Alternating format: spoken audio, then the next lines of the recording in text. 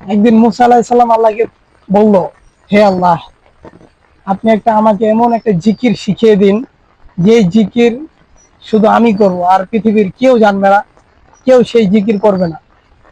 তখন আল্লাহ তাআলা বলল, মুসা, পড়ো লা ইলাহা ইল্লাল্লাহ। পরে মুসা আলাইহিস সালাম বললেন, হে আল্লাহ, কি বললাম? এটা তো সারা বিশ্বের মানুষ জানে, এটা তো জাতীয় জিকির। তখন আল্লাহ তাআলা বলল, মুসা, এর থেকে তুমি বড় জিকির জানতে চাও? তখন মুসা আলাইহিস সালাম বলল, হ্যাঁ, এর থেকে ভালো একটা জিকির দাও, যেটা আমি জানবো আর তুমি জানবে, আর কেউ জানবে না।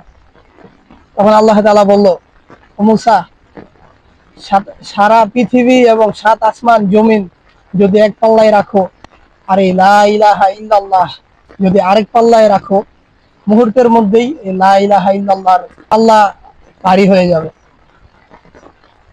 তুমি আরো এক্সক্লুসিভ জিকির চাও? এর থেকে আর এক্সক্লুসিভ জিকির হয় না মুসা, তুমি এটাই করো। সুবহানাল্লাহ।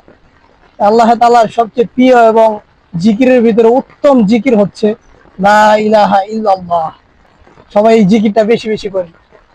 হযরত মুহাম্মদ সাল্লাল্লাহু আলাইহি সাল্লাম বলেছেন, যে ব্যক্তি দিনে 100 বার লা ইলাহা ইল্লাল্লাহ পড়বে, তার দুনিয়ায় এবং সাত আসমানের নিচে যতটুকু ফাঁকা জায়গা আছে, তার সমান আমল তার আমলনামায় চলে যাবে। সুবহানাল্লাহ।